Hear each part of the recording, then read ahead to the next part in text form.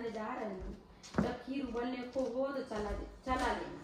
खीर जब उबलने पर आई तो बुढ़िया की बहू ने खीर कटोरे में निकाल कर चक्किया के नीचे गणेश जी का भोग लगा दिया। भोग लगाकर बची हुई खीर को स्वयं खा लिया। जब बुढ़िया गणेश जी को लेकर घर पहुंची तो उसने गणेश जी से कहा कि आप भोजन कर लो। फिर बोले मैं तो सबसे पहले भोजन कर चुका। बुढ़िया ने पूछा कि फिर इस खीर का क्या करूं? गणेश जी ने कहा तुम खाओ, दूसरों को खिलाओ।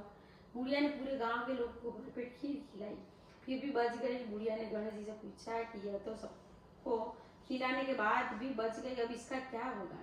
गणेश जी ने उत्तर दिया, यदि तुम्हारा कोई परदेश है तो उसके लिए भी खीर रख दो। बुढ़िया का एक बेटा परदेश में था, उसने उसके लिए भी रख दी। फिर भी बच जाने पर उसने खीर को घर की दहलीज में गाड़ दी। जब उसका बेटा परदेश से वापस आया तो बुढ़िया ने बहू से कहा कि खीर खा ले आ।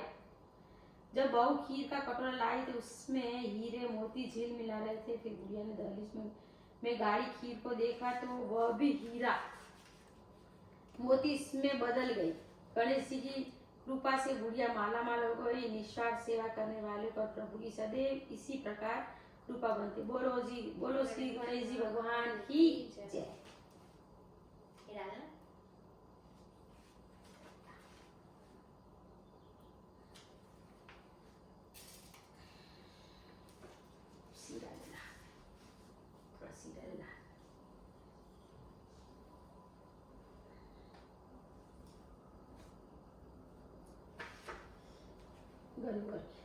महादेव जी की प्रातःकाल चिंता को निकले। पार्वती साथ जाने की कहने लगे। महादेव जी ने मना कर लिया, लेकिन वह जिद करने लगी और साथ चल दी। थोड़ी दूर जाकर उन्हें प्यास लगी। एक तालाब पर पानी पीने पहुंची तो वहां देखा कि 4 सखी नहा रही थी। और उन्होंने जब पानी पीने के लिए पहला चुल्लू लिया तो उसमें दूब निकली, दूसरे चुल्लू में फरा निकला और तीसरे में गुना निकला। तो पार्वती सोचने लगी कि आज बात क्या है, मैं क्यों पानी नहीं पी पा रही? पानी में कुछ न कुछ निकल रहा है। उन्होंने उन 4 सखियों से पूछा कि आज क्या है जो तुम इस समय स्नान कर रहे हो? उन्होंने बताया कि आज हमारा गणगौर का व्रत है। पार्वती महादेव जी के पास आकर बोले कि आज हमारा गणगौर का व्रत है, हम उपवास रखेंगे। महादेव जी ने कहा कि यहाँ तो कोई जगह नहीं है, कैसे रहोगी? पार्वती बोली चाहे कुछ भी करो, मेरे लिए मायका बना दो। महादेव जी ने अपनी माया से 2.5 दिन का मायका बना दिया। अपनी माया से माँ बहन भाभी सब बना दिए। पार्वती जी ने वहां व्रत रखा, करा सेका। महादेव जी को खूब बढ़िया भोजन करा दिया। स्वयं साग बथुआ की पूड़ी और बथुआ की पूड़ी खा लो और 12 रेत के गुना खा लो। साग बथुआ की पूरी खा लो और 12 रेत के गुना खा लिए। तो 2.5 दिन पूरे हुए। महादेव जी पार्वती से बोले कि 2.5 दिन पूरा हो गया और कैलाश पर्वत चलेंगे।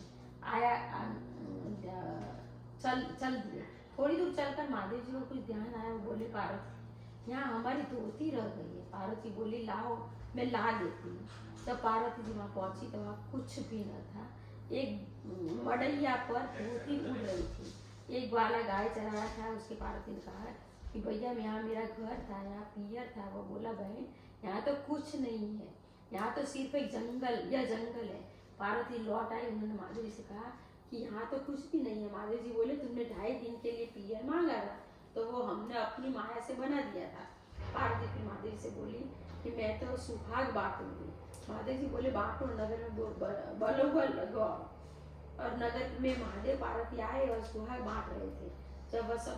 जब यह बात सबने सुनी तो नीची जाति के लोग दौड़े चले आए। पार्वती ने सबको भर कर कूड़े बांट दिए और फिर बाद में बनिया ब्राह्मण आए। पार्वती ने महादेव से कहा कि अब मैं क्या करूं, इन लोगों को देने के लिए मेरे पास सुहाग नहीं है। महादेव जी बोले अपनी छगुनिया काट कर उसके ऊपर छिड़क दो, जिससे जैसे ही उन्होंने छगुनिया काट कर उसके ऊपर छिड़की तो किसी के पर ज्यादा छींटे आए पड़े और किसी पर कम। उसी प्रकार सभी का अपना अपना सुहाग है। ऐसा करके दोनों कैलाश पर्वत पर लौट गए।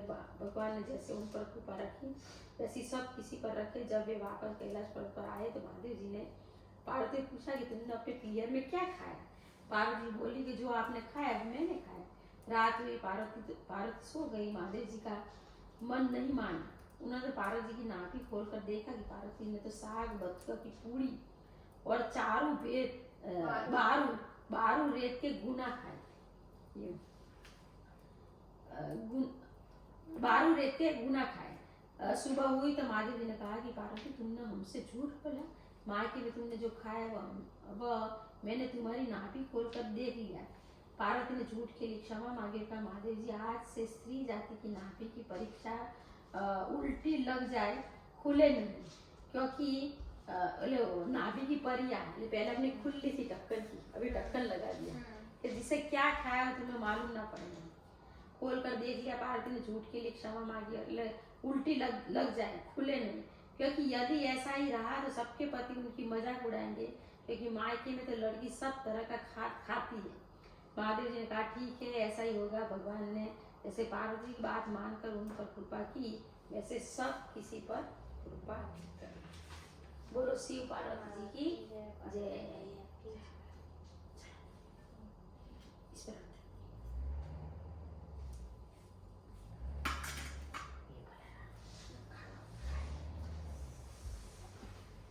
थोक लगा दे, थोक लगा दे।